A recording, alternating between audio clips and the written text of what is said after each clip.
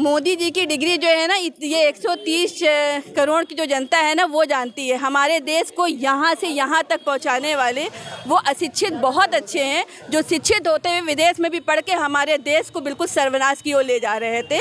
आज मोदी जी के नेतृत्व में हम शान से जो है कहते हैं कि हम वे भारतीय हैं, वरना भारतीयों का कोई वजूद नहीं बचा था। अगर मोदी जी का जन्मदिन है, क्या कहेंगे आप? मेरा नाम अमिता सेठ है। मैं आईटी सेल से हूँ और मैं ये कहना चाहती हूँ कि आज हमारे प्रधानमंत्री जी का जन्मदिन है, नरेंद्र मोदी जी का, और मैं उनको एक दीपक के रूप में देखती हूँ जो खुद जलता है लेकिन दूसरों को रोशनी देता है और दूसरों को प्रकाश देते हैं, और हमारे देश का जो अंधेरा है उसको हम दूर कर रहे हैं। तो हम यही चाहेंगे ये प्रकाश हमेशा प्रज्वलित रहे, हमेशा मोदी जी ही। हाँ, ये प्रकाश हमेशा प्रज्वलित रहे और उनके जन्मदिन पे हम सब की तरफ से बहुत बहुत हार्दिक शुभकामनाएं। कि महिलाओं के लिए उन्होंने कुछ बोला है, संदेश दिया है। आज ही नहीं, उनका तो हमेशा आशीर्वाद हमेशा हम लोग के साथ है, और वो उनके सोच में एक पॉजिटिविटी है कि वो सबके बारे में सोचते हैं। वो सभी जाति वर्ग के बारे में सोचते हैं, वो पुरुषों के बारे में सोचते हैं, सिर्फ महिलाओं के बारे में नहीं, वो महिलाओं के लिए भी सोचते हैं, वो बच्चों के बारे में सोचते हैं, वो शिक्षित समाज के बारे में। कई सारे नेताओं के बयान सुने होंगे, वो बयान देते हैं कि मोदी जी की शादी नहीं हुई है, परिवार नहीं है, इस वजह से ये जीएसटी और महंगाई, बेरोजगारी देश में है। अगर उनका परिवार होता तो उनको दर्द समझ में आता। उनका परिवार तो हम ही लोग हैं, हम लोग ही उनका परिवार है।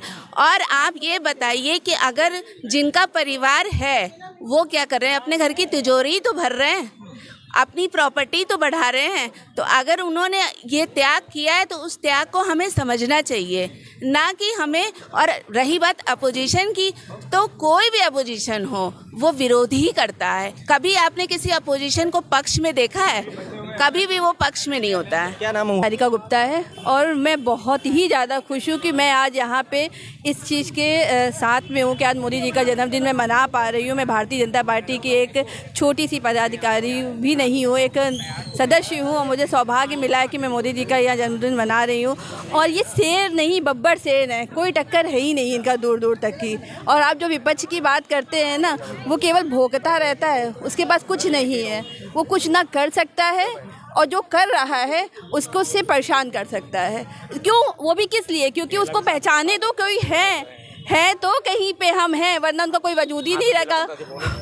क्योंकि वो पप्पू हैं तो कम से कम इसी चीज़ में अपना नाम रोशन करते रहे कि मैं पप्पू है। कांग्रेस वाले कहते हैं देश में पढ़े लिखे पीएम की ज़रूरत है, मोदी जी के पास में डिग्री नहीं है, जो डिग्री है वो भी फर्जी है। मोदी जी की डिग्री जो है ना, ये 130 करोड़ की जो जनता है ना, वो जानती है। हमारे देश को यहाँ से यहाँ तक पहुँचाने वाले वो अशिक्षित बहुत अच्छे हैं, जो शिक्षित होते हुए विदेश में भी पढ़ के हमारे देश को बिल्कुल सर्वनाश की ओर ले जा रहे थे। आज मोदी जी के नेतृत्व में हम शान से जो है कहते हैं कि हम वे भारतीय हैं, वरना भारतीयों का कोई वजूद नहीं बचा था। अगर मोदी जी ना आते, ना संभालते। देश में जब पहलगाम अटैक हुआ था, उसके बाद में जो ऑपरेशन सिंदूर मोदी जी ने चलाया, तो उसको विपक्ष वाले जो हैं, कांग्रेस वाले जो हैं, वो कह रहे हैं अमेरिका के दबाव में इन्होंने ऑपरेशन सिंदूर को बीच में ही छोड़ दिया, रोक दिया। मोदी जी वो है ना जो कोई सोच नहीं सकता है वो करते हैं। और मैंने आपसे क्या कहा, पप्पू को सिर्फ अपना वजूद बनाना। अगर वो इतना भी नहीं फुदकेगा ना तो लोग उसको भूल जाएंगे, क्योंकि जब से वो आई है ना कांग्रेस, उसका अपना कोई वजूद ही नहीं है। जिसका धर्म नहीं मालूम है, बाप कोई और धर्म का, माँ कोई और धर्म की, पोता कोई और धर्म का, उसका क्या वजूद है? हमारे देश में कोई वजूद नहीं है। इसलिए आप उसकी बात ही मत करिए। हाँ, कॉमेडी के लिए आप उसकी बात कर सकते हो, तो हम लोग को हंसने के लिए एक संसाधन चाहिए, वो है पप्पू जी हमारे। अभी बिहार में एक यात्रा राहुल गांधी निकाल रहे हैं, उसमें कई सारे नेता शामिल हो रहे हैं, कह रहे हैं अब हम बिहार को जोड़ रहे हैं, बिहार में जो वोट चोरी हो रहा है उसको हम रोक रहे हैं। या कुछ तो टाइम पास के लिए चाहिए, कुछ तो जीने दीजिए बेचारे को। यही रोजी रोटी है, कहीं जाएगा, कुछ मीडिया में आएगा, कुछ लोग जानेंगे, वरना धरातल में चला जाएगा, वो कहीं कोई वजूद नहीं रहेगा। इसलिए वो इनका काम है कि वो बिहार जाए, बिहार यहाँ जाए, वहाँ जाए, इसके सिवा कुछ नहीं कर सकता है, नथिंग। कुछ भी वजूद नहीं है। कांग्रेस का कोई वजूद नहीं है। कोई वजूद नहीं है।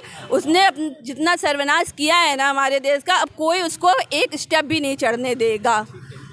क्या नाम हुआ मैम आपका? हाँ, क्या नाम आपका हुआ? सिंह भदौरिया। क्या कहेंगे, आज प्रधानमंत्री मोदी का जन्मदिन है, उसके मैं प्रधानमंत्री जी को तो बहुत बहुत धन्यवाद देती हूँ कि उन्होंने हमारे देश को इतना ऊंचा उठाया हुआ है।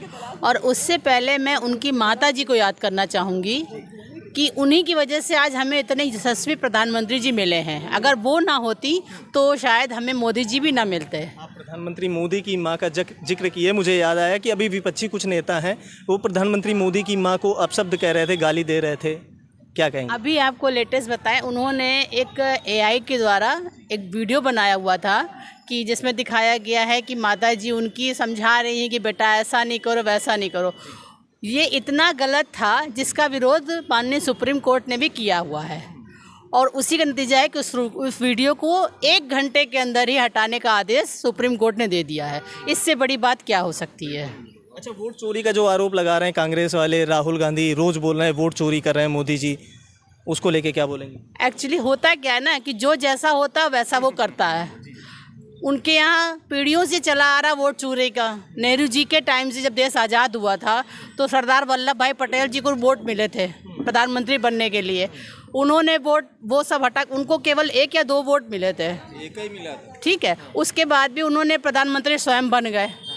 तो जब जो जैसा होता है, वो 17 वोट से थे, वो हार गए और 1 वोट वाला प्रधानमंत्री बन गया, जिसने कितनी ज़्यादा हिंदुओं के साथ गलत किया है कि 35A लागू कर दिया। हम लोगों की जो मतलब जानकारी बच्चों को होनी चाहिए, जनरेशन को हमारे धर्म के बारे में नहीं पता है, बाकी धर्म के बच्चों को अपने धर्म के बारे में पता होता है। तो ये सबसे बड़ा हम लोगों के लिए कलंक है ये।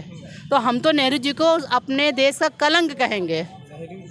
श्री प्रधानमंत्री नरेंद्र मोदी जी, जिनको मैं समझता हूं कि जब उन्होंने प्रधानमंत्री पद की शपथ ली थी, उन्होंने अपने आप को कहा था इस देश का चौकीदार।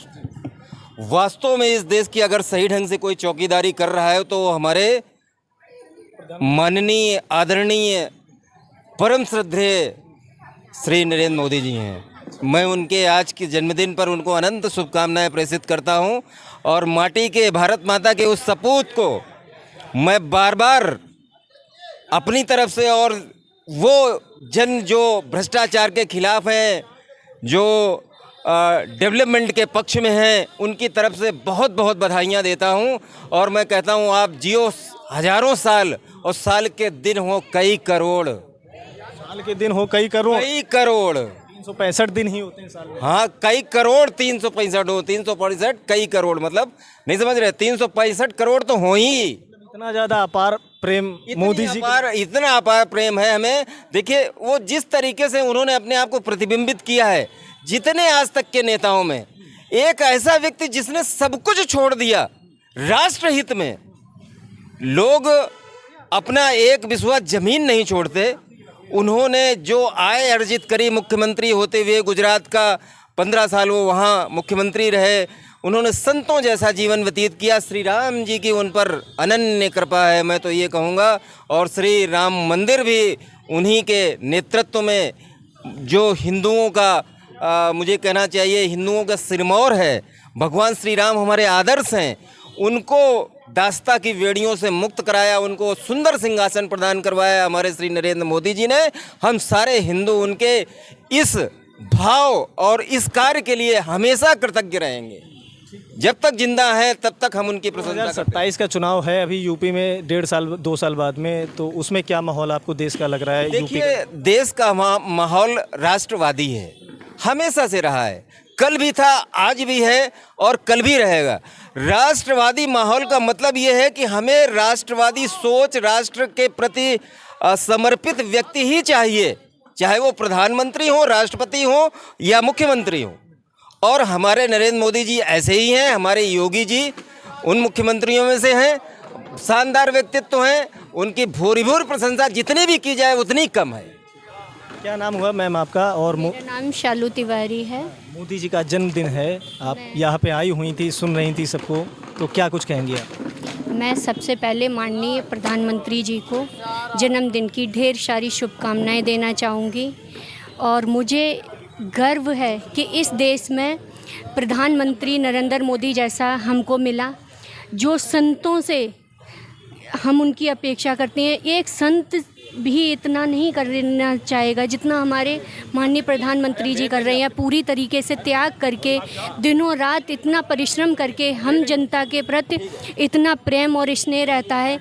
इसलिए मैं प्रभु से यही प्रार्थना करती हूँ कि हमारे माननीय प्रधानमंत्री जी सदा स्वस्थ रहें और हम सबके ऊपर उनका आशीर्वाद यूं ही बना रहे और वो हमेशा स्वस्थ रहें।